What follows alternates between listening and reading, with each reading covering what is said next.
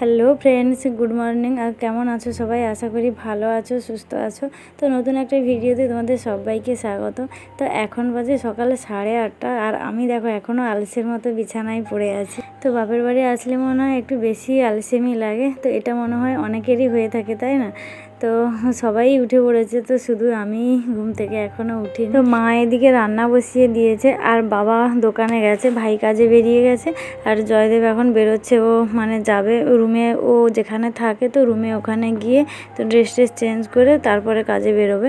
আর ওর একটু ঠান্ডা লেগেছে, তাই মা ওর জন্য একটু লিকার চা বানাচ্ছে, খেয়ে দিয়ে বেরোবে। তো টিফিন করতে বললো ওকে, ও টিফিন খাবে না, বলছে একটু লিকার চা বানিয়ে দাও, ওটাই খেয়ে বেরিয়ে যাও। আর এদিকে আমাকে বলছে কি, মেয়েরা বাপের বাড়ি এলে এরকমই আলসেমি করে কেন? তা আমি বললাম যে হ্যাঁ, সারা বছর তোমার বাড়িতে কাজ করব, তো বাপের বাড়ি দুদিন ঘুরতে আসবে, একটু বিশ্রাম নেব না? যাই হোক, তো বড়বাবু এই যে বেরিয়ে যাচ্ছে, তো ওকে একটু দাঁড়াতে গেটের সামনে আসলাম।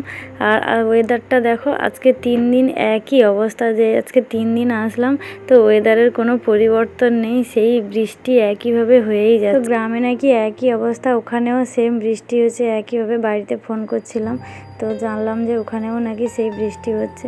যাই হোক, এদিকে মা এই যে রান্নাবান্না শেষ করে তো চান সেরে এসে এই যে পুজো দিচ্ছে, তারপর এখন বাবা বেরোবে কাজে।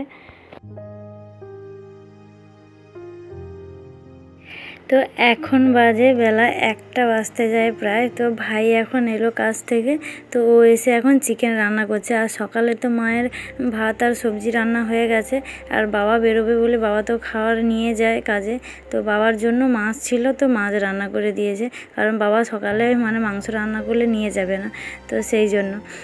আর ভাই মাংসটা খুব ভালো রান্না করে, তাই জন্য ও এসেই রান্না করে। আর আমাকে বলছে কি, দিদি তুই একটু টেস্ট করে দেখ কেমন হয়েছে, তাই আমিও একটু টেস্ট করে দেখলাম। এদিকেও রান্না করতে করতে এসে তো ফ্রিজের মধ্যে মা কফি প্যাকেট রেখেছিল, তো বলছে কি, দিদি এই কফিটা রাতের বেলা বানিয়ে সন্ধ্যেবেলা খাস, তো কফিটা খুব টেস্টি, তো ভালো লাগবে। আর মা ফ্রিজের মধ্যে কফি প্যাকেট রেখে দিয়েছে, ওটা বসে গেছে, তাই মাকে বলছে কফি প্যাকেট কেন ফ্রিজের মধ্যে রেখে। আর একজন তো মামা বাড়ি আসলে ওকে তো ধরাই যায় না, মানে দ্বীপের কথা বলছি, ওর অবস্থা দেখো। ও এখানে এলে তো জানে মা বকবেও না, কিছু না, তো এখানে বকার মতো কেউ নেই। আর এদিকে ভাই, মানে আমি যে ডক্টর দেখিয়ে এসেছিলাম, তো ভাই বলছে তোকে ডক্টর কি ওষুধ দিয়েছে দেখি, তাই ওগুলো একটু দেখছিল। আর এদিকে ভাই, আমি আর মা ওই রান্না পুজো নিয়ে কথা বলছিলাম। আমাদের তো 8 দিন আগেই রান্না পুজো মানে গ্রামের দিকে হয়ে গেছে, যাদের বাড়িতে হয়। তো ভাই বলছে কি, এখানে নাকি মানে আগামীকাল হবে রান্না পুজো। এদিকে দীপ মাংস লুকিয়ে নিয়ে পালাচ্ছে, ওর মামা একটু ওকে টেস্ট করতে দিয়েছে, ও সেটা দেখাবে না বলে এরকমই লুকিয়ে লুকিয়ে বেড়াচ্ছে। তো যাই হোক, এখন সবার চান টান হয়ে গেছে, তো সবাই খেতে বসবো। তো ভাই বলছে কি, আমার দুটো খেতে দিবি, তার জন্য আবার ভিডিও বানিয়ে দেখাবি? ও বলছে। আর ওদিকে টিভি চলছে, ও এই যে খবর দেখছে, ওই আরজি কলের ঘটনা নিয়ে মানে খবর হচ্ছে, তো ওটা দেখছে। তো তার আগেই আমাকে কথাটা বললো। চলো আমরা সবাই এখন খাওয়া দাওয়া করি, সবাই মানে মা, আমি, ভাই আর দীপ।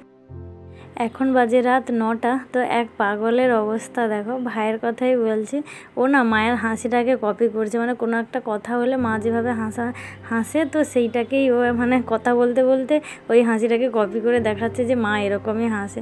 আর ঠাকুমাকেও খুব এই সময় মিস করছিলাম, ঠাকুমা তো এখন পিসির বাড়িতে আছে। তো ভাই বলছে কি, এখন ঠাকুমা থাকলে ভালো হতো, তো ঠাকুমা আসবে বৃহস্পতিবার দিন, তো তার আগে তো আমি বাড়ি চলে যাবো, দেখা হবে না। তো চলো আমরা এইভাবে হাসি আনন্দ করতে থাকি, আর তোমরা আমার ভিডিওটাকে সাবস্ক্রাইব করে দিও। টাটা।